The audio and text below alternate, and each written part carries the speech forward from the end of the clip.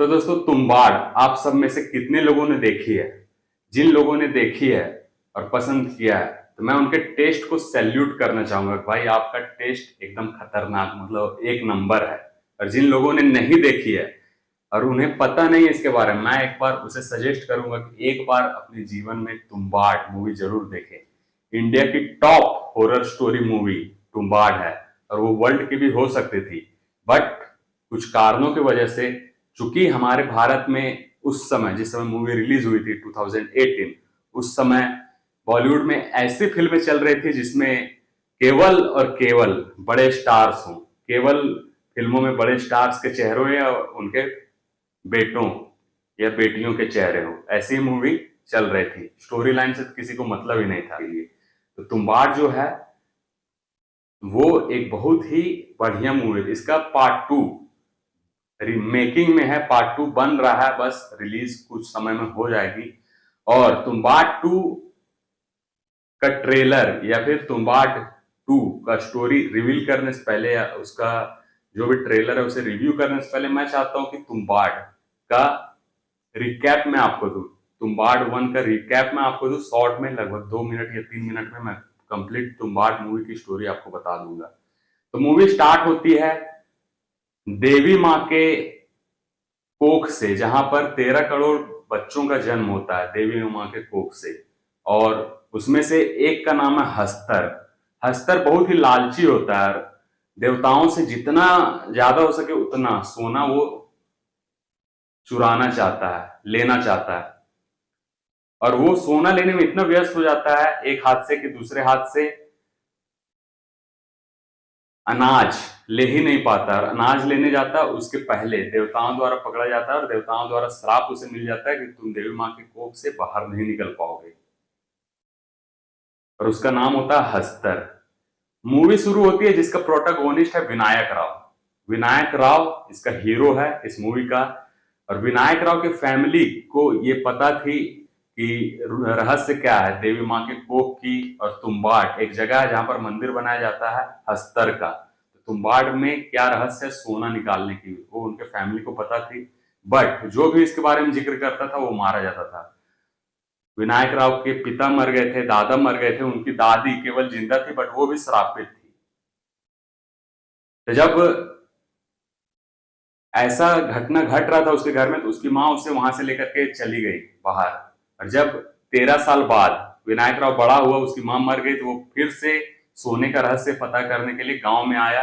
तो उसने देखा कि उसकी दादी जो है वो चूंकि मर तो सकती नहीं थी श्राप की वजह से, इसलिए वह उसका शरीर पूरा सड़ गल गया है और उसके शरीर में एक बहुत विशाल का पेड़ उग गया है। तो उसकी दादी को मुक्ति दिलाने के लिए विनायक राव उससे ये सच पूछता है, ये रहस्य पूछता है कि कैसे सोना निकाला जाए उससे। और दादी उसकी बता देती है। उसके बाद विनायक राव उसे आग लगाकर उसे मुक्ति दे देता है। इसके बाद विनायक राव को पता चल जाता है कि क्या रहस्य है। उसके बाद वो रहस्यमय तरीके से सोने निकाल करके अपने दोस्त को देते रहता है और बेचते रहता है और अमीर बन जाता है। एक दिन उसके दोस्त को ये शक होता है कि ये सोना आखिर ला कहां से रहा, तो वो उसके पीछे पीछे चला जाता है विनायक राव के, और उसे पता चलता है। उसके बाद स्टोरी रिवील होती है कि सोना आखिर आ कहां से रहा। एक्चुअली बात ऐसी है कि हस्तर को भूख है अनाज की, हस्तर को अनाज चाहिए। और विनायक राव देवी माँ के कोख में जाता है और अपने चारों ओर गोल घेरा बनाता है आटे का। और एक अनाज का मुठरी या फिर कह सकते हैं हम एक अनाज का इतना बड़ा गोला वो आटे का हस्तर की तरफ फेंकता है। और हस्तर जब वो अनाज उठाने जाता है तो वो उसके कमर में बंधे बैग से सोना निकाल लेता है, जितना हो सके उतना निकाल पाता है और चला जाता है। 3-4 सिक्के सोने के निकाल पाता है और वहां से चला जाता है। और जब तक अनाज वो खत्म करे हस्तर तब तक ये देवी माँ के कोख से निकल जाता है। तो उसका दोस्त ये देख लेता है और वो भी जाना चाहता है वहां, बट उसे ये आइडिया नहीं होता कि हस्तर से बचे कैसे उसमें। तो उसका दोस्त बहुत ही बेरहमी से मारा जाता है उसके अंदर। तो समय बीतता जाता है और जो विनायक रहा है वो बहुत ही अमीर बन जाता है, भारत के टॉप लोगों में से एक बन जाता है पैसों के मामले में। और समय बीतते बीतते उसकी उम्र होने लगती है, वो बुजुर्ग बूढ़ा होने लगता है।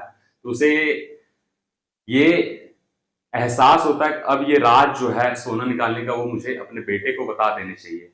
और वो अपने बेटे को इसके बारे में बताता है और प्रैक्टिस वगैरह करवाता है कि कैसे हस्तर के चारों ओर अपने चारों ओर आटे का गोलघेरा बनाना और आटे का साना हुआ आटा उसके तरफ फेंकना है और उससे सोना निकालना है। तो उसका बेटा बहुत ही ट्रेंड हो जाता है और सीख जाता है। एक दिन उसके बेटे ने विनायक राव को सलाह दी कि इस तरह 4-5 सोने के सिक्के निकाल के हम क्या करें, हमें और अधिक निकालने हैं, जितना हो सके उतना निकालना है। इसके लिए हम एक चीज कर सकते हैं कि बहुत सारे अनाज के टुकड़े उसके तरफ फेंक सकते हैं, हस्तर के तरफ। जब हस्तर उन सबको जब तक खत्म करेगा तब तक हम उसका बैग ही खोल लेंगे जिसमें सोने का सिक्का बहुत भरा हुआ है। विनायक राव ये बात मान जाता है और ऐसा ही करता है। और जब वह देवी माँ के कोख में जाता है और ऐसा करता है कि बहुत सारे आटे का जो टुकड़ा है वो फेंकता है, तो जितने आटे का टुकड़ा फेंकता है वहां पर उतना हस्तर पैदा हो जाता है। इस कहानी के पीछे का कॉन्सेप्ट आप समझ सकते हैं कि क्या है। एक तो पहला ये है कि लालच बहुत ही बुरी बला है, लालच हमें तो करना ही नहीं चाहिए। दूसरा कि आदमी का भूख कभी खत्म नहीं होता, जितने अनाज की टुकड़े फेंकता है उतना हस्तर पैदा हो जाता है।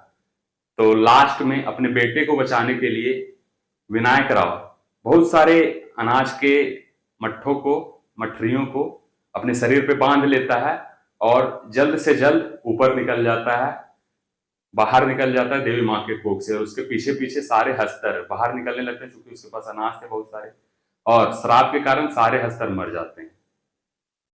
अब विनायक राव को भी श्राप मिल जाता है, उसका भी शरीर सड़ने गलने लगता है और उसके बाद उसका बेटा बाहर निकल के उसके शरीर को आग लगा देता है, जिससे उसे मुक्ति मिल जाती है। और यहीं पे मूवी एंड होती है। तो आप ये समझ सकते हैं कि क्या खूबसूरत स्टोरी लाइन प्लॉट इसमें यूज किया गया, बहुत ही जबरदस्त। यही है रिकैप तुम्बाड़ 1 की। अब तुम्बाड़ 2 जिस समय आएगा उसका रिव्यू मैं करूंगा ही करूंगा, उसका स्टोरी एक्सप्लेनेशन भी हो सकता है मैं करूं। तो उन सभी चीजों का अपडेट्स पाते रहने के लिए चैनल को सब्सक्राइब करके बेल आइकन जरूर दबाएं, जिससे आप एक भी अपडेट मिस ना करें। और वीडियो अगर आपको पसंद आए तो वीडियो को लाइक और शेयर जरूर करें।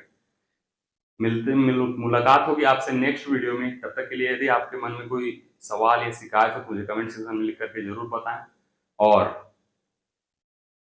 तब तक के लिए नेक्स्ट वीडियो में मिलते हैं। तब तक के लिए अपना ख्याल रखिए और देखते रहिए रील रिफ्लेक्शंस। धन्यवाद।